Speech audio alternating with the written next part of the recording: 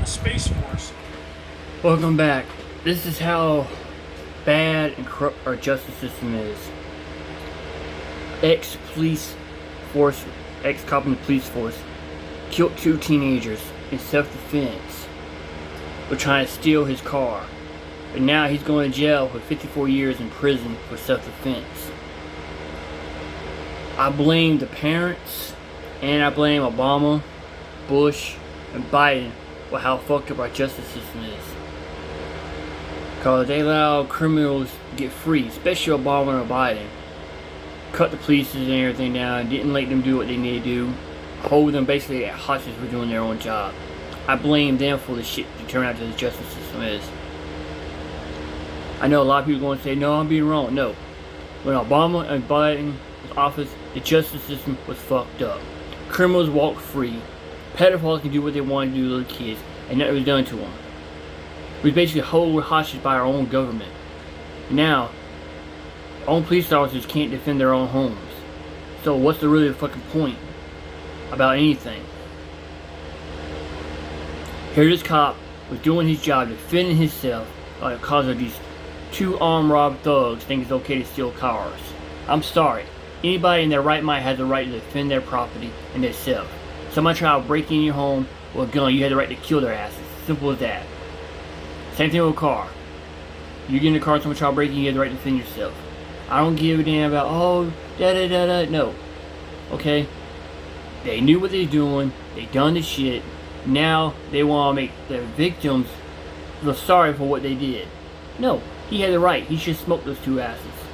Okay? You want to be a grown-up and steal like a grown-up? You got consequences like a grown-up. It's simple as that. Let's get to the video, shall we?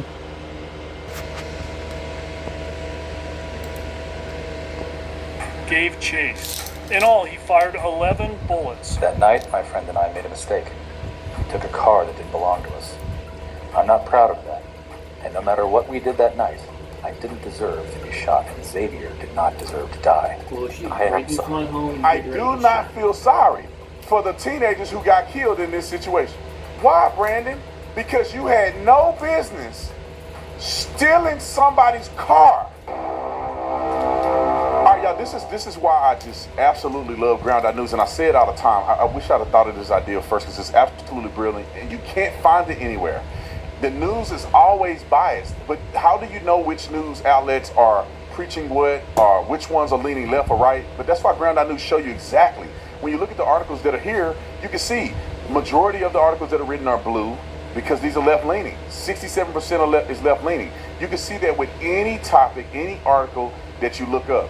But also, if you're a person who only consumes conservative information, you probably want to know your blind spots. So on the blind spot part, it tells you 20 articles are written by Republicans that should be noted that are blind spots to Republicans, and others are written by people on the left that should be noted that are blind spots to the left. And so you go down here, and this is one of the blind spots that the right is not talking about. It says Supreme Court lets Trump administration cut $783 million of research funding in anti-DEI push. Now, should conservatives care? No, we want them to cut DEI pushes. But we should know that this is being reported. And over here, the left, not one outlet is reporting this. Biden spokesman Ian Sams only met former president twice. That's crazy. They don't want you to know it, so you need to be on top of knowing what your blind spots are. So make sure you guys subscribe to my link at ground.news/Tatum, or download the mobile app and use offer code Tatum for 40% off the Unlimited Vantage plan to see through media bias and stay informed. Use of force by ex-Space Force Sergeant sentenced in fatal shooting. He got 54 years in prison for what he did.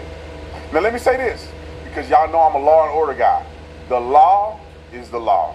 So he gotta do the time because he did the crime. However, I do not feel sorry for the teenagers who got killed in this situation. Why, Brandon? Because you had no business stealing somebody's car.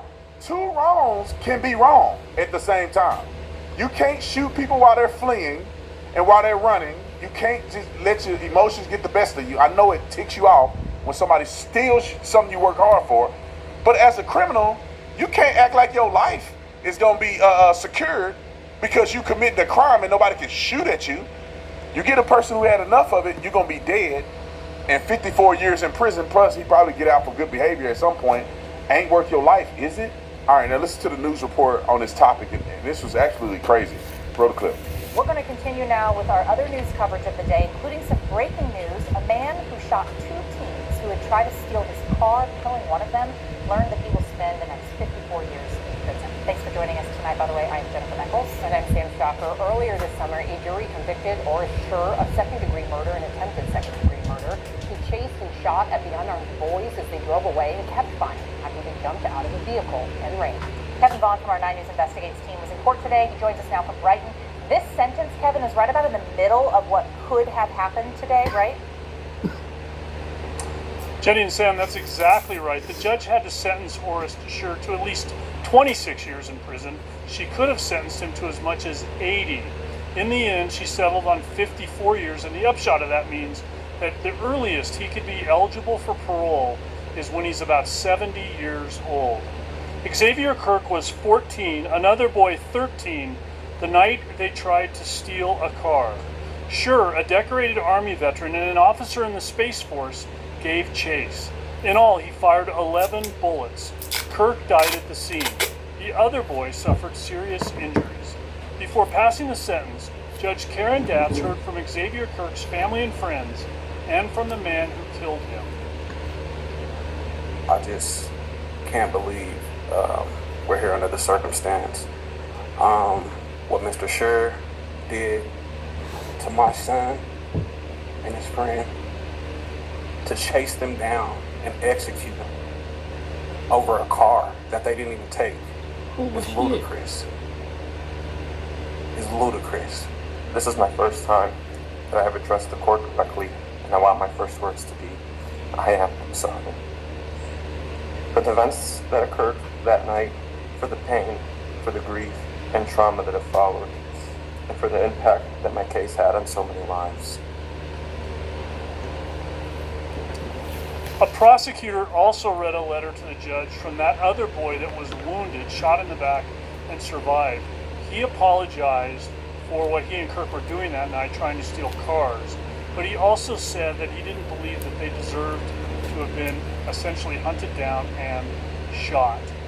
The court this afternoon was very powerful and emotional. In that courtroom, a lot of tears from both members of the family and friends of Xavier Kirk and from family and friends of Orest Scher. Reporting live in Adams County, Kevin Vaughn, 9 News. Sentencing days are always